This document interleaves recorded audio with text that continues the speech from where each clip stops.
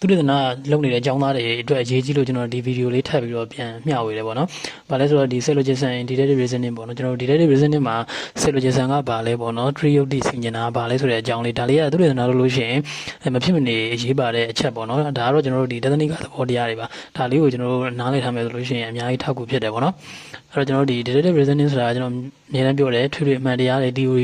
ရေဘူးအခြေခံမှုတွေပေါ့နော် general truth တွေကနေပြီးတော့မှအဲ့ဒီမှာပါတဲ့ factor တွေကိုဆွဲထုတ်ပြီးတော့မှအဲ့ factor ကမြေပြင်မှာဘယ်လောက်ထိမှန်ကန်လဲဆိုတဲ့အကြောင်းဆွဲထုတ်ပြီးတော့ဆင်ခြင်တဲ့နည်းလမ်းပေါ့နော်အဲ့ကျွန်တော် deductive reasoning မှာကျွန်တော် syllogism ဆိုတဲ့၃ချက်အခြေခံစဉ်းစားနည်းရှိတယ်ပထမ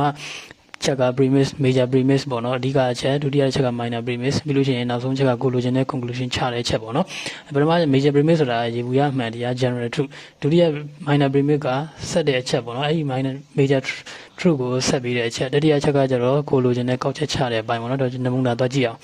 ပထမချက်ကတော့ကျွန်တော်တို့ဒီ sound logic ပေါ့နော်ယုတ်တိရှိတဲ့ယုတ်တိဗေဒအရာပေါ့နော်ကောက်ချက်မှန်နိုင်တဲ့ကောက်ချက်ပေါ့နော်ဒါဆိုလို့ရှိရင်ကျွန်တော် major premise မှာဒီမှာ all human model ပေါ့နော် major premise မှာလူသားတွေအလုံးအသိမျိုးကြီးပဲ Socrates ကလည်းလူသားတစ်ယောက်ဖြစ်တယ် minor premise ဒါဆိုလို့ရှိရင် Socrates is model ပေါ့နော် Socrates ရဲ့အသိမျိုးဒီမျိုးကောက်ချက်ချတာပေါ့နော်ဒါဆိုလို့ရှိရင် sound logic ယုတ်တိရှိတဲ့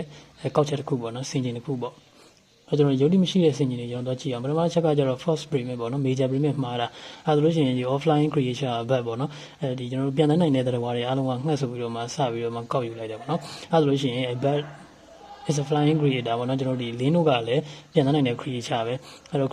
lane တို့ကလည်းပြန်နိုင်တဲ့သတ္တဝါပဲဒီတော့ကျွန်တော်တို့ဒီ therefore a bad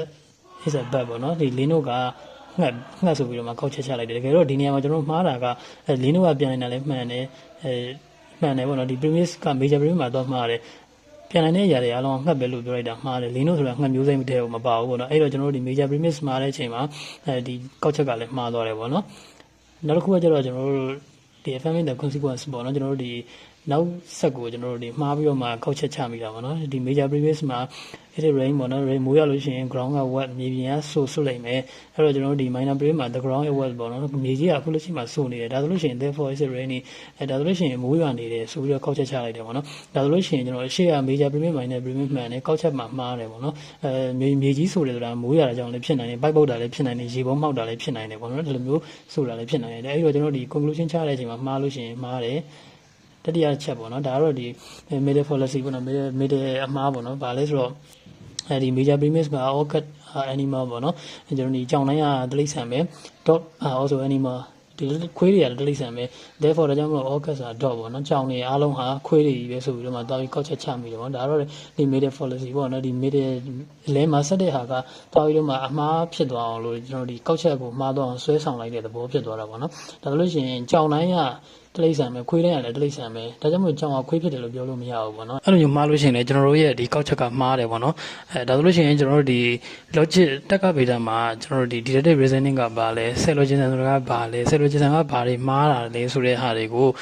ဒါနမူနာမြင်ပြီလို့တော့ယူဆပါတယ်ဒါကသူတေသနာမှာအရင်ရေးကြည့်တယ်ဒါတွေကိုကျွန်တော်တို့သိထားမှာပဲကျွန်တော်တို့ data တွေကိုကင်တွယ်ပြီးတော့မှကောက်ချက်ချတဲ့အချိန်မှာအမှန်တရားကိုရနိုင်မယ်ပေါ့နော်ဒါလေးကိုနားလည်အောင်လို့ကျွန်တော်တို့သဘောတရားလေးတင်ပြချင်တာဖြစ်ပါတယ်